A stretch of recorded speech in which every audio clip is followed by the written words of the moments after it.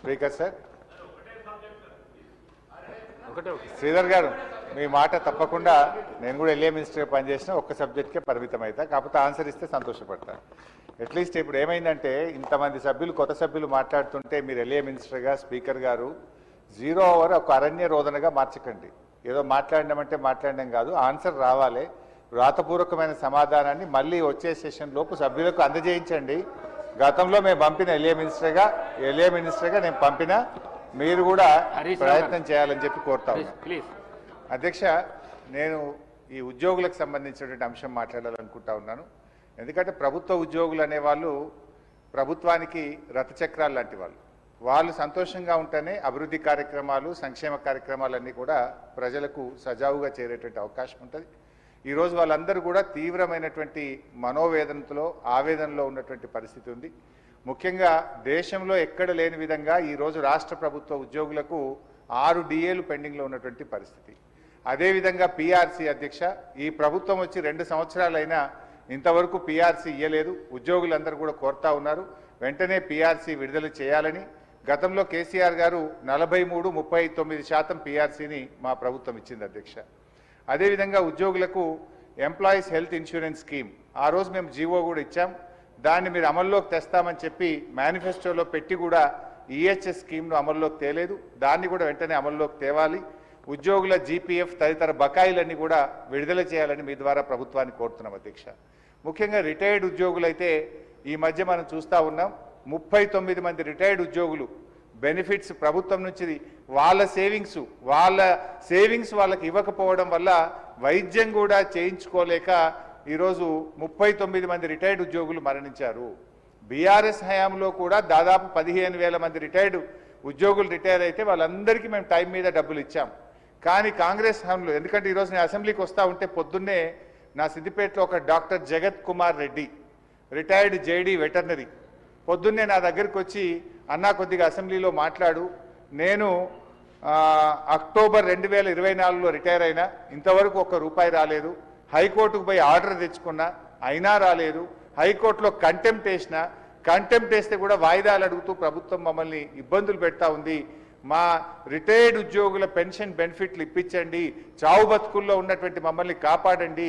30-35 ఏళ్ళు ప్రభుత్వానికి సేవ చేసినటువంటి రిటైర్డ్ ఉద్యోగులను ఈ రకంగా వేధించడం ప్రభుత్వానికి తగదు, దయచేసి ప్రభుత్వం దృష్టికి తీసుకుపోండి అని చెప్పి పొద్దున్నే నా ఇంటికి 7 గంటలకే వచ్చి కూర్చున్నాడు సార్. నేను బయటకు వచ్చేసరికి ఏంది ఇంత పొద్దున్న వచ్చినామంటే ఇట్లా ఉందన్న, ఆరోగ్యం బాగాలేదని చెప్పమంటే బట్టి గారికి చెప్తా తప్పకుండా ఈరోజు నేను మాటించి వచ్చి ఈరోజు చెప్తా ఉన్నాను అధ్యక్ష. అదేవిధంగా అధ్యక్ష, సిపిఎస్ ఉద్యోగులను ఓపీఎస్గా మారుస్తామని ఆ రోజు కాంగ్రెస్ పార్టీ ఎన్నికల్లో హామీ ఇచ్చింది. మరి ఎప్పటిలోగా ఓల్డ్ పెన్షన్ స్కీమ్ అమలు చేస్తారు? మరి ఈలోపు గత 2 సంవత్సరాల నుంచి సిపిఎస్ కింద రాష్ట్ర ప్రభుత్వం కట్టాల్సిన కాంట్రిబ్యూషన్ డబ్బులను కూడా మీరు కట్టకుండా దాన్ని దారి మళ్లిస్తూ ఉన్నారు. అసలు కాంట్రిబ్యూషను కట్టలేరు, ఓపీఎస్ తేకపోవడం వల్ల 2 లక్షల మంది సిపిఎస్ ఉద్యోగుల భవిష్యత్తు ఈరోజు ప్రశ్నార్థకంగా మారుస్తూ ఉన్నారు. దయచేసి సిపిఎస్ కాంట్రిబ్యూషన్ కట్టండి, ఓపీఎస్ విధానాన్ని ఇచ్చిన మాటకు కట్టుబడి తక్షణమే అమల్లోకి తేవాలని చెప్పి మీ ద్వారా కోరుతున్నాం అధ్యక్ష. అదేవిధంగా పోలీస్ డిపార్ట్మెంట్లో కూడా అధ్యక్ష సరెండర్ లీవులు 5 సరెండర్ లీవులు పెండింగ్లో ఉన్నాయి. టీఏలు రావట్లేదు, డిఏలు రావట్లేదు, స్టేషన్ అలవెన్స్ రావట్లేదు. మొన్న ఒక జూబ్లీ హిల్స్ ఎలక్షన్ ఉంటే యూసఫ్ గూడ బటాలియన్ మాత్రం సరెండర్ లీవులు టీఏ డిఏలు ఇచ్చిండ్రు. రాష్ట్రంలో 1,00,000 మంది పోలీసులకు సరెండర్ లీవులు టీఏలు డిఏలు రాక ఇబ్బందులు పడతా ఉన్నారు. దయచేసి పోలీసులను కూడా ఆదుకోవాలని, గతంలో నేను ఫైనాన్స్ మినిస్టర్గా ఉన్నప్పుడు ఎప్పటికప్పుడు సరెండర్ లీవులు టీఏ డిఏలు ఇచ్చాం. ఈ ప్రభుత్వం వచ్చిన 2 సంవత్సరాల నుంచి పెండింగ్లో ఉన్నాయి కనుక వాటిని విడుదల చేయండి. ఇలా పోలీసులు కూడా తీవ్రమైనటువంటి ఆవేదనలో ఉన్నారు. పోలీసులకు ఉండే ఆరోగ్య భద్రత స్కీమ్ కూడా బంద్ చేసిండ్రు. మీరు ₹1,00,000కే పరిమితం చేసిండ్రు. పోలీస్ కానిస్టేబుల్ చాలా ఇబ్బంది పడతా ఉన్నారు.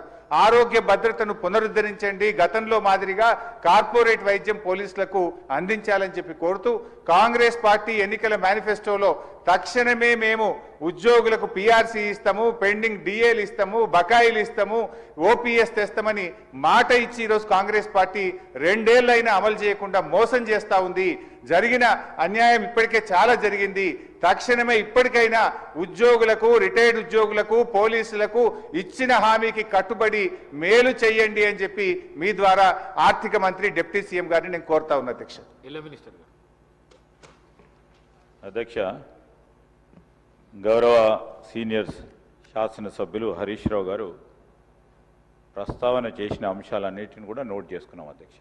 కానీ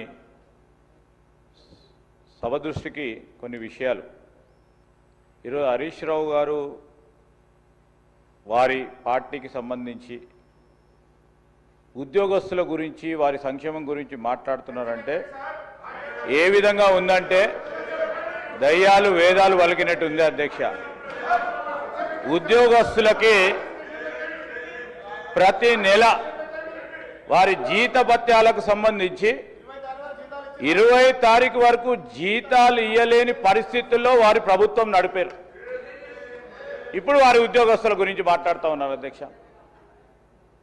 ఏదేమైనప్పటికీ ఉద్యోగస్తులకు సంబంధించిన సంక్షేమం, వారికి రావాల్సిన జీపీఎఫ్ కానీ, రిటైర్ అయిన పబ్లిక్ సర్వెంట్స్ సంబంధించిన అంశం విషయంలో ఒక సిస్టమ్ని ఏర్పాటు చేసుకొని వారికి ఏ విధమైన ఇబ్బంది రాకుండా అన్ని విధమైన చర్యలు తీసుకుంటామని గౌరవ సభ్యులకు తెలియజేస్తున్నారు.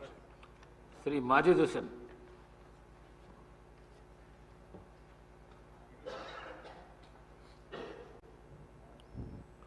स्पीकर साहब, मैं तहे दिल से शुक्रगुजार हूं कि आपने जीरो ओवर में मुझे मौका दिया।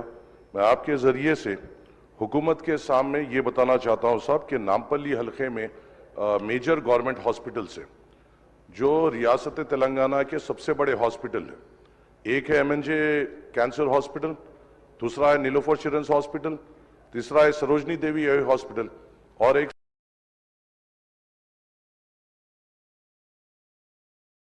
सबसे बेहतर परफॉर्मिंग नामपल्ली वार्ड हॉस्पिटल है साहब, जिसके ऊपर हुकूमत की नजर होना सख्त जरूरी है।